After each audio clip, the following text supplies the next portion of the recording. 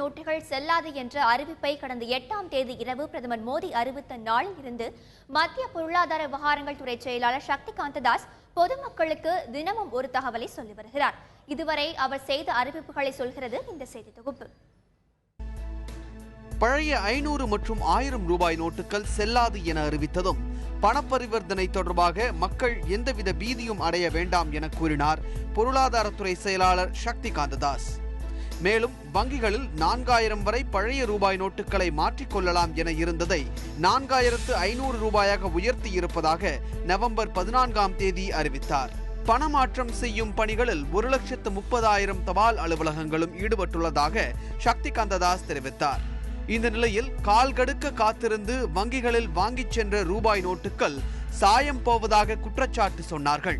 இதற்கு சாயம் போனால்தான் அது நல்ல நோட்டு, இல்லை என்றால் அது கள்ள நோட்டு என நவம்பர் 15ஆம் தேதியன்று கூறினார் சக்திகாந்த தாஸ். இதேபோல கருப்பு பணம் வைத்திருப்போர்கள் அதை வெள்ளையாக்கும் முயற்சியில் ஈடுபட்டுள்ளதால் ஜன்தன் கணக்குகளில் 49,000 ரூபாய்க்கு மேல் செலுத்தினால் மத்திய அரசு கண்காணிக்கும் எனவும் 15ஆம் தேதி அறிவித்தார். இதற்கிடையே ஒரு நபர் பல முறை வங்கிக்கு சென்று பணத்தை மாற்றுவதாக குற்றச்சாட்டு எழுந்ததை அடுத்து பணம் எடுப்பவர்களின் கை விரல்களில் மை வைக்கப்படும் நடைமுறை நவம்பர் 16ஆம் தேதி முதல் நகரங்களில் அமலாவதாக அதிரடியாக அறிவித்தார். இந்த சூழ்நிலையில் இன்று 17ஆம் தேதி மேலும் சில அறிவிப்புகளை சக்திகாந்த தாஸ் வெளியிட்டுள்ளார்.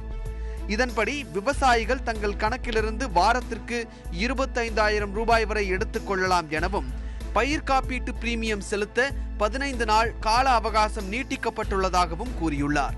இதற்கும் விவசாயிகள் மத்தியில் எதிர்ப்பு குரல் எழுந்துள்ளது. இதேபோல பதிவு செய்யப்பட்ட வர்த்தகர்கள் வாரத்திற்கு 50,000 ரூபாய் வரை எடுக்க அனுமதி உண்டு எனவும் திருமண வீட்டாரின் செலவுக்காக வங்கியில் இருந்து 2,50,000 ரூபாய் எடுக்க அனுமதி வழங்கப்பட்டிருப்பதாகவும் சக்திகாந்த தாஸ் தெரிவித்துள்ளார்.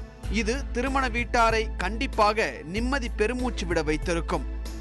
ஆனால் விரலில் மை வைப்பதோடு நாளை 18ஆம் தேதி முதல் 2,000 ரூபாய் மட்டுமே வங்கிகளில் பணத்தை மாற்றிக்கொள்ள முடியும் என இன்று மீண்டும் ஒரு அதிர்ச்சி அறிவிப்பை வெளியிட்டுள்ளார் சக்திகாந்த தாஸ்.